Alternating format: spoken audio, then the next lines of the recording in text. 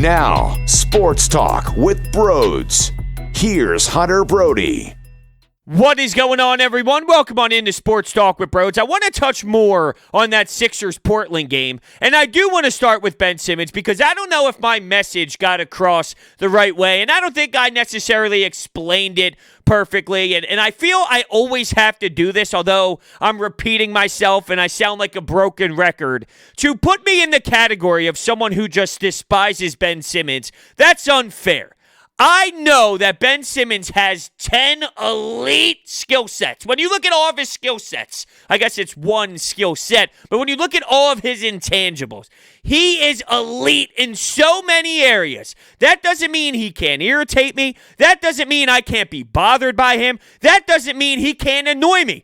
All can be true. I can be aware of what special talent he is. I can be aware of the flaws in his game. And I can be aware that over the last handful of seasons, he has been a huge problem with the failures of this team based off of how teams defend him. All of that can be true.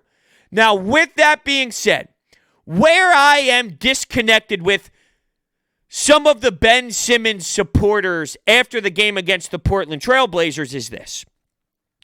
I don't know how you watched last game, and that's the light bulb moment. That's the shining moment. That's when the clouds separate and God shines the light on the defining moment of see how special Ben Simmons is. You're telling me it took last night for some of you to realize that this team is different with Ben Simmons on the floor and with Ben Simmons off the floor? The other night should never tell you that. That's obvious. And I think that is why I got so irritated with Sixers Twitter with all those Ben Simmons loyalists saying, see, what did I tell you? Ben needs to be appreciated more. In what universe would last night tell you that? How do you not know that? Anyone who's knowledgeable knows that Ben Simmons is why this team gets open looks at times. It's why this team plays great defense. He is a big reason that this team emotionally goes out there and plays. That doesn't mean that he's perfect. That doesn't mean that he's not tradable, because there are players out there who I would trade him for. Very, very, very few. A very small list. But because we can see that he has all of these great tools, it doesn't mean that he's not missing tools that we have been demanding over the last handful of years and haven't seen any sort of movement towards those tools being fixed. I guess I'm just so pissed off because I can't comprehend how last night is that defining moment for people. This is such a clear and obvious statement.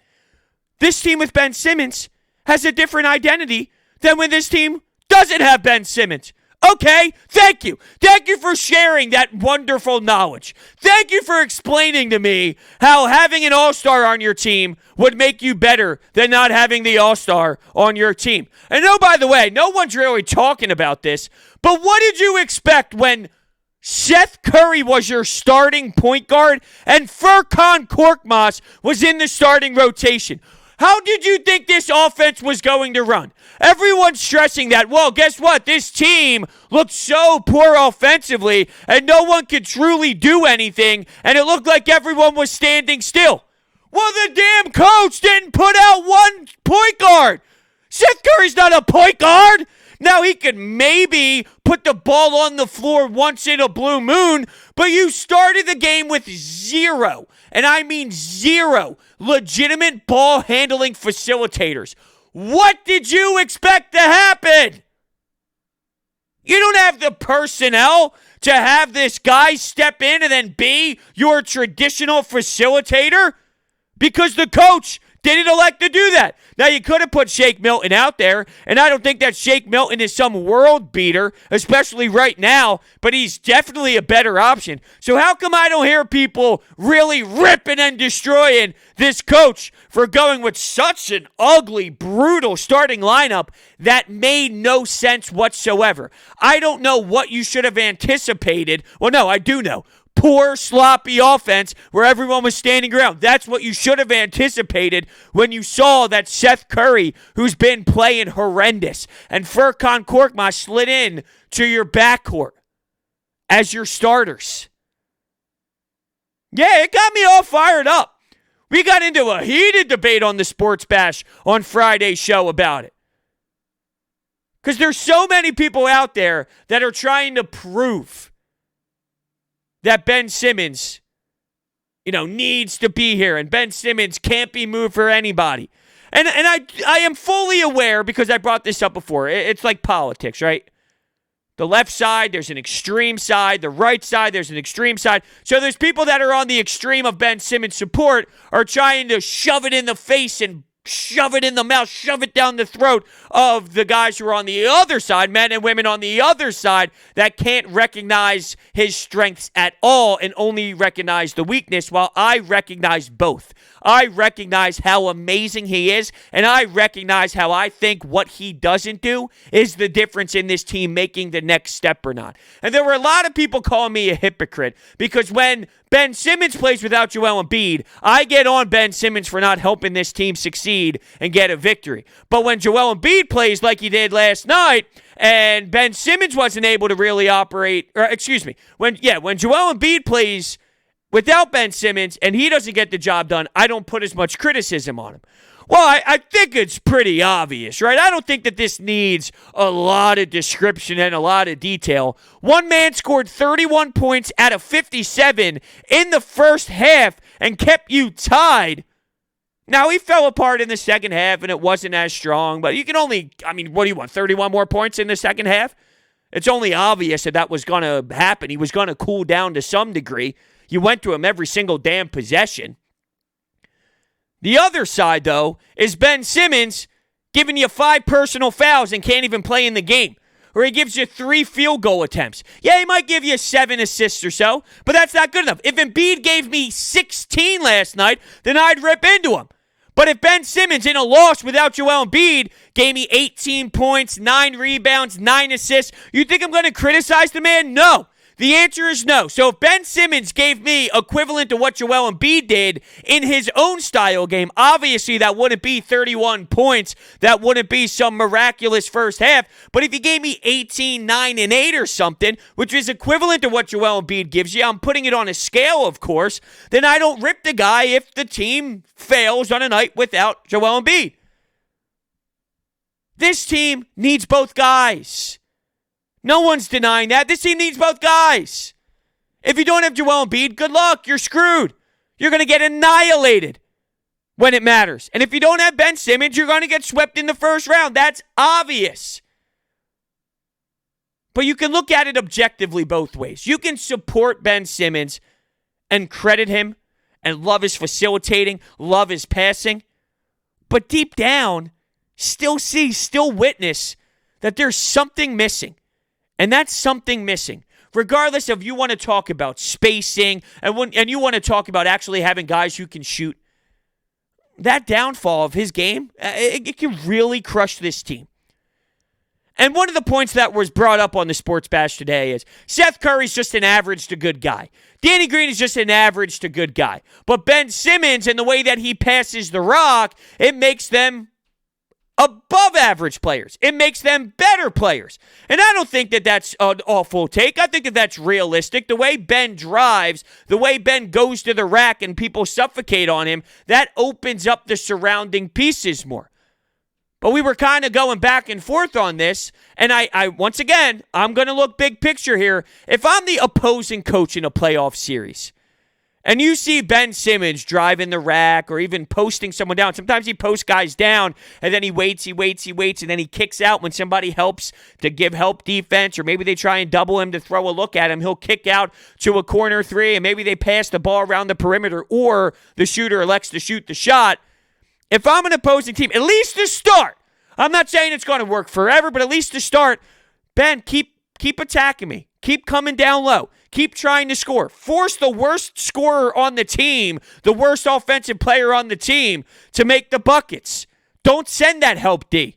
Now he's 6'10". In theory, he should still be able to bang down low with whoever's guarding him because he's a 6'10" point guard who realistically is going to have a matchup that would benefit him, but he's shied away from that from so many moments. And he never really attacks the mismatch that he has because he's so focused on being unselfish and getting his teammates open looks. Once again, to kind of summarize why I have my blood boiling after last night, after that game against Portland. I'm kind of missing up my days here. I guess that is last night, right? Although I'm technically recording this at midnight, and it's technically now Saturday morning, but it's really Friday night, and it doesn't really matter when the game is, damn it. The overreaction to how the team looked without Ben, I just thought that was inevitable. I thought that was so clear. I thought that was something that you should have realized prior to the game even starting. This team isn't going to look as smooth offensively. This team is going to have deficiencies. It was also only one game. If one other player had a night, will you be looking at it the same way? I don't think Ben Simmons not being on the floor resulted in every single player, everyone, having a piss-poor night except for Joel Embiid. I think a lot of this goes to one of those games where you just don't have it on that given night, where your shots aren't falling, where guys aren't playing as great. It's a second half of a back-to-back. It doesn't matter who's on the other side, and maybe it does matter. Maybe the fact that they were missing all of their top guns made the Sixers think that it was even going to be an easier breeze, and that let them keep their foot off the gas. That forced them to not mentally prepare as much. And I know you might be saying, well, that's a flaw on them. That shows immaturity. Well, I think it more shows how professional sports works, more so than immaturity. You might demand every game for them to be mentally clocked in a regular season game. The best of the best of the best have those hiccups along the way as well. And I chalk this more up to we couldn't get into rhythm. We couldn't really find much. And it also doesn't help that the head coach elected to throw out a lineup that had no traditional point guard. And I don't even know if Shake's a traditional point guard, but he's your best damn option there. So why? Why would you imagine in a million years this team just rocking and rolling perfectly, nonstop action, smooth cut-in, outstanding feel off one another, dribble handoffs executed with perfection? What would make you think that was going to be the case? And I think that is where my disconnection is, and that is where I lost my marbles. That got me more, my panties in a bunch than anything else. Was the feel, the vibe, the noise, the talk, the storylines post-game about Ben. Did you see what was on the floor?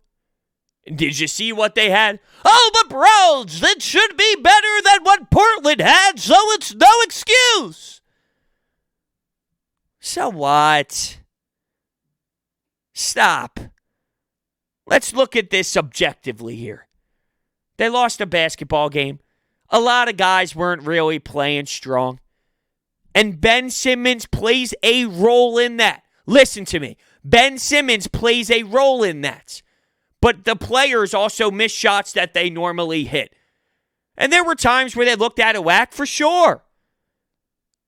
Why would you ever, in your mind, process something else happening, though? Were you really seeing something else in your brain? Were you closing your eyes and witnessing and trying to preview this game and think that it was going to be magic? Because that's silly. I don't know. I don't know if I'm losing my damn mind, but it's definitely ridiculous to me.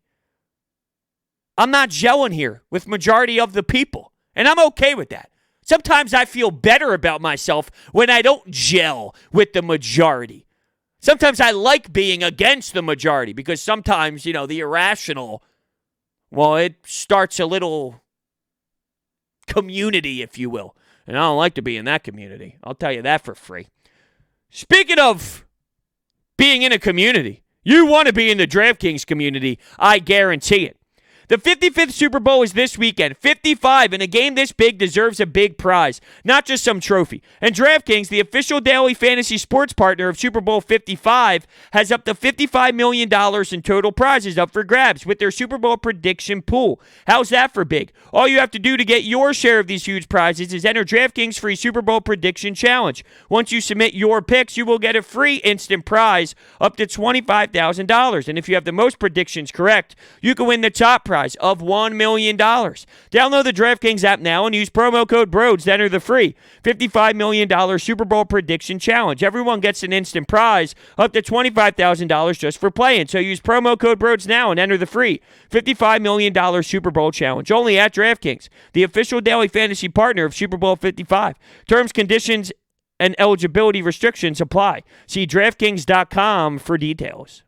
Oh, by the way, we have awesome news. I am expanding Sports Talk with Brodes, and we have something in the works that I'm really excited about, but I'm not going to spoil the news just yet. There's a lot that's happening behind the scenes. But the first start of this, on Monday, I will be having Coffee with Brodes, where we will be live streaming on multiple different platforms, YouTube, Twitch, Twitter, 9 a.m. Eastern Standard Time, where I'm going to have my first cup of coffee with you. We're going to talk some sports. We're going to wake up. We're going to react to the Super Bowl. It's going to be super fun. That's something I want to start implementing along with every single Wednesday on Twitter, at Brodes81. Go follow me. I am doing a giveaway where I will be giving away prizes every single Wednesday. This Wednesday, we started one, and I'm giving away a free Eagle snow hat. The tweet that you need to go retweet is at the top of my Twitter page. It's pinned to the top. It's so simple. There's 2 steps. Retweet that tweet and follow me on Twitter. I'm super excited for this next step with Sports Talk with Brodes. I really want to say some things that's in the works, but at the same time, I know I have to keep my mouth shut. But all I'm saying is you will be truly excited, and I am super juiced up inside to see where this continues to grow. But these are some steps in the right direction, if you will. Be aware for Monday, Coffee with Brodes, and also be aware of the giveaways. By the way, I'm super bummed because of this news about Kevin Durant. That was one of the strangest things I saw. Well, he wasn't available to start. Okay, he can't start, but can he play? And then he was playing, and then due to safety protocols, he had to be pulled out of the game. So now the Sixers are most likely, no, I think it's actually confirmed, not most likely, because the last I saw, the Brooklyn Nets will not have Kevin Durant travel to Philadelphia. So now you're going to see the Sixers team go up against a squad without Kevin Durant, which ruins the fun. It ruins the mood. It ruins the excitement because it's not the same thing. If they lose to this team without Kevin Durant, it's holy shit. What's going to happen if Kevin Durant is in the mix now? It's probably going to be even worse. But if the Sixers do beat the Brooklyn Nets without Kevin Durant, the storyline will be, well, they beat them, but they didn't have Kevin Durant. How much of a difference maker is that? And I hate to break it to you, it's a big difference maker. It's a huge difference maker, and it will change the way that I feel if they do come out victorious. So I'm just annoyed because here's another chance to see what this team would be. It's a measuring stick game, if you will. It's a game just like we saw against the Boston Celtics, even though Doc Rivers and some of the teammates were saying, it's not really a big game. It's just another one of those regular season matchups. You're full of shit. You really limited your bench. You coached the game like it was a playoff game. And here's a chance to see what this team is all about. What are they capable of doing? And now you're not going to see Kevin Durant. It might not bother all of you guys. It might not bother everybody else, but it sure puts a dagger in my neck because I want to see a full-throttle Brooklyn Nets team versus a full-throttle 76ers team. It sucks. It kills the mood. 8 o'clock, Saturday night, a couple Miller Lights. I love my Miller Lights. I'm a Miller Lightsman. I love IPAs as well. I love all beer, except for once you get to like the Guinnesses and the dark stuff. And then if you get a little weird, like chocolatey cinnamon beer, that type of wonky stuff. Now, I'm not all for that, but I love IPAs, random IPAs on the menu. Yeah, give me this, give me that. Love pale ales. I love them all. But if you're telling me I'm going to crush a couple cold ones and go pick up a 30, it's all about the Miller Lite if we're talking about those light beers. And I was thinking about 8 o'clock, cracking a few open, pounding them back, watching Embiid go to work, giving me 26 in the first half, giving me some jab steps in the mid-range, just jabbing guys in the fadeaway, nothing but net, crisp possession after possession consistently, maybe doing a little bully ball, maybe establishing himself down low, getting some fouls. Maybe he does the old throwing of the arms when he realizes someone has the hands in the cookie jar, gets to the free throw line. I wanted to see that against the Brooklyn Nets. And I will admit, too, I didn't realize they would be on a second half of a back-to-back. To act as if that doesn't matter in context, too, well, it does. You just saw what the Sixers look like on a second half of a back-to-back. That's natural. That's normal. Teams are definitely in a funk on the second half of a back-to-back.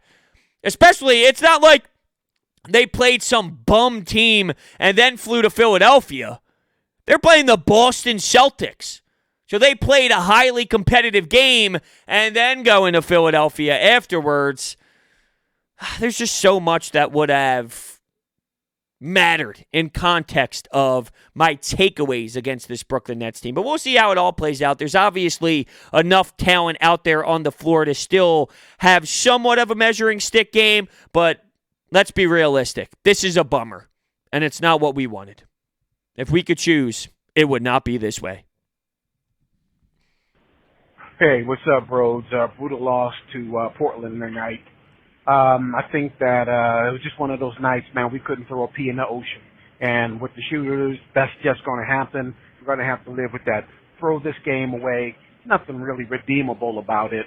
Man, we shot like 25% from three-point line, 20 missed threes. Throw it away. See you next game. That's how I feel about it. Throw it away. See you next game. Now, I probably should have said we are about to go to the Anytime Hotline instead of just throwing it on everybody. So, yes, we just went to the Anytime Hotline. And I know people are throwing out the numbers, Ben Simmons and how he leads the league in three-point assists. And he even did that last year.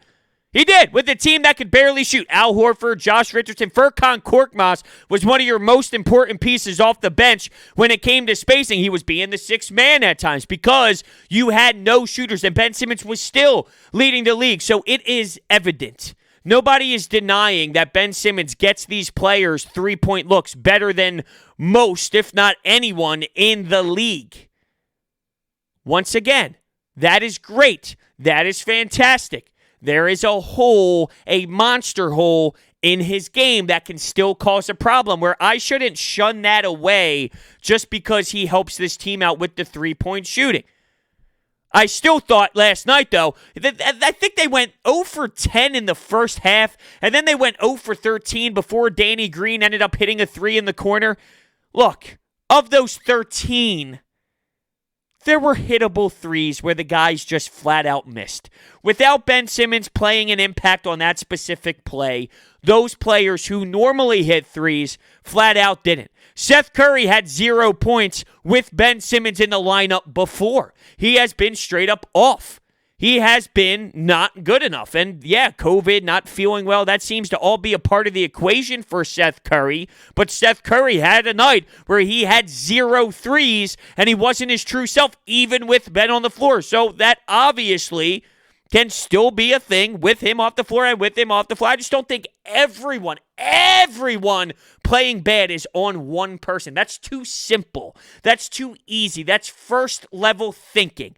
It's like the people who said Carson Wentz was so putrid and he was the only reason why this team was bad. And if you swapped him in for Jalen Hurts, well, then you would see a different team. Nope, they went 1-3 and they lost 3 football games of the 4 that Jalen Hurts started. It's easy to say it's just Wentz. Wentz was terrible. Wentz was trash. Wentz was one of the worst quarterbacks we have ever seen. But it wasn't just Carson Wentz. The wide receivers blow. The offensive line was abysmal. The head coach was garbage. Wasn't helping out the quarterback at all.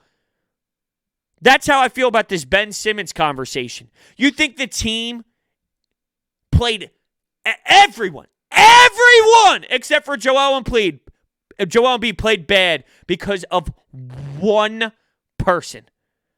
No. If Tyrese Maxey and Shake Milton played better on the bench, which they're on the court at times when Ben Simmons isn't on the court when he is available, if they play a different game, which doesn't really have much on Ben Simmons being out there, you might feel differently about it. This is one game. It's such a small sample size. Are you going to get this version of the team every time Ben Simmons isn't on the floor? I don't think so.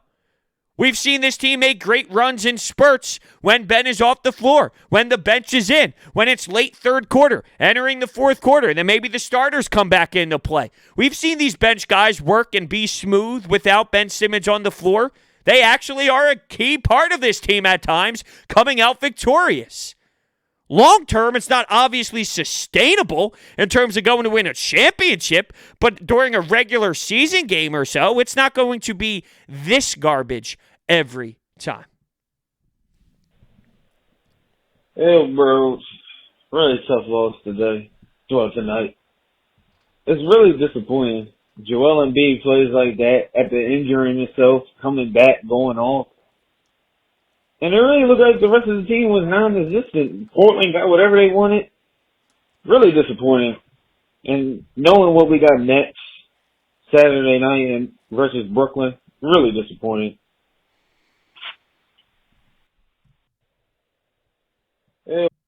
I think you are absolutely correct. It is very disappointing, but it's understandable.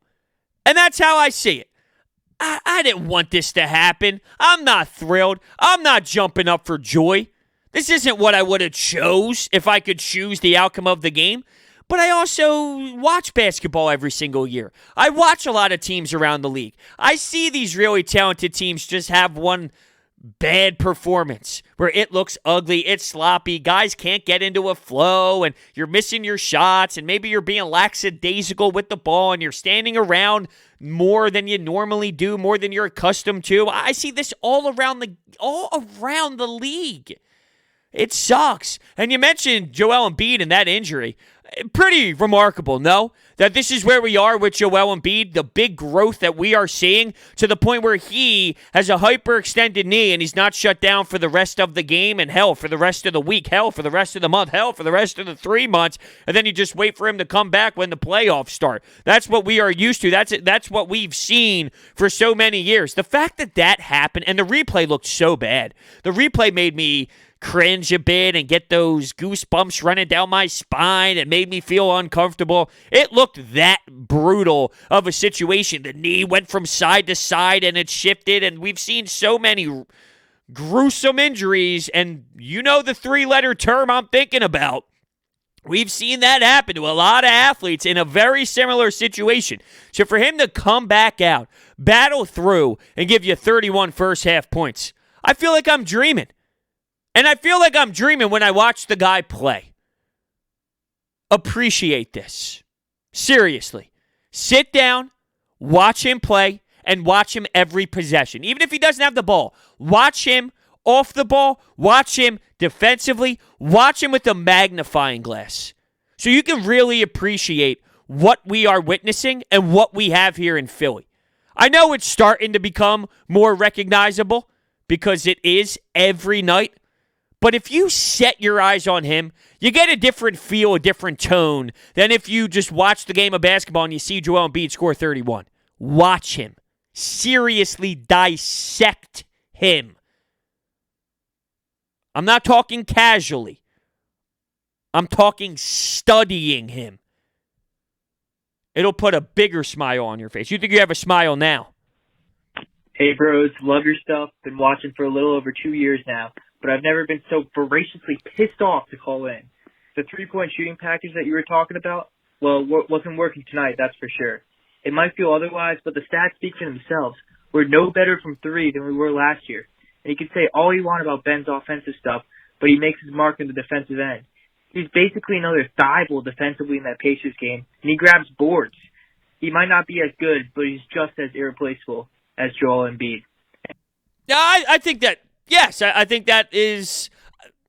The thing is, if you were to trade him, the people forget that if you trade him, you're not just having a hole. You might defensively, you might lose some defensively, but if you talk about a guy like Harden, who was the trade talk, you're also getting one of the most elite scorers in NBA history. So you might be giving some up, but you're also gaining something significantly on the other end. And I don't want to hear, well, Joel scores those points anyway. Yeah, well, guess what? You'd have Joel doing that and James Harden doing what he does. And he also, for other people that want to suck on those assists that Ben Simmons gives you, go look at James Harden and how many assists he gets, because he can sure facilitate as well. The narrative that he can, well, that's just silly, and that's an uneducated fan that doesn't really watch James Harden compete, because he sure can get his players and teammates open. So he might be irreplaceable depending on him not being there and not healthy. But if it's for a legitimate trade package that makes a lot of sense, where you're getting something serious in return, like we have heard when he was available, well, then it's a different story. But once again, I don't think that he's getting traded, so I don't know if that's something to even bring up. In terms of the two-guy package and Danny Green and Seth Curry, you brought up last year's number. The difference is you have to respect them. You have to respect Danny Green. You have to respect Seth Curry. You can't keep them open. You can keep Al Horford open. You can keep Josh Richardson open. You can't keep these guys open, because if you give them enough chances, you are going to pay. That's not necessarily the case for the guys that you had last year. And another thing, here's where it's going to be an issue. Because there are going to be nights in the playoffs where Seth and Danny aren't knocking them down. They are shooters. Shooters are streaky. That's the definition of a shooter. They're streaky players. When they're red hot, have fun trying to play catch up to the points being scored. If they're off, it's going to be a bad night. When those two are off, because it is going to happen. There's going to be a night where they win you a game. There's going to be nights where they cost you games. When those games happen, that's where Ben needs to step up and realize, I got to be that guy. And I don't think that that's going to happen. I hope I'm wrong, but I don't see that being the case. And that's where I think that standard Ben Simmons conversation that we have, that topic that we constantly have, that's when it's going to shine. That's when it's going to show. And I don't know when it's ever going to end, to be honest with you, because I don't think that it's ever going to change. The last 3 3-point attempts. And I don't even need the guy to shoot threes. I just need to be aggressive and take advantage of mismatches and go downhill. So I don't even need the threes. But I'm just pointing out the last 3 threes, 2 air balls, and a 3 that barely nicked the rim. We haven't seen anything even close to a 3-point shot since. So, for whatever that means, if you're looking for those 3-point attempts, I'm not. I don't need it to be that. Ben Simmons can be a great scorer and can fix that hole that we talk about by being the downhill aggressive version of himself. He just picks and chooses when he wants to do that, and unfortunately, it can cost this basketball team. And it can be maybe the problem, and it can be maybe the reason why we don't get where we want to get to. We don't get to where we want to get to? Yeah, that makes sense. All right, we're going to end this podcast here. Please, please, please check out my friends over at Orbit Energy and Power. They have been with me from the start of Sports Talk with Brodes, and since I am now a new homeowner, I guess it's been 6-7 months. It flies by, but still relatively a new homeowner. They've done so much for my home, and with over 20 years of experience in the industry and in the solar industry specifically, they are home to your solar experts in residential and commercial projects. They are dedicated to making sure that your project is completed easily and properly by using high-quality materials and trained professionals to get the job done right. Their solar program eliminates your electric bill completely by offering flexible financing solutions such as $0 down. They also provide water purification systems, backup energy services, battery storage, and more. So check out their information down below. Thank you guys all so much for listening, and I will see you next time.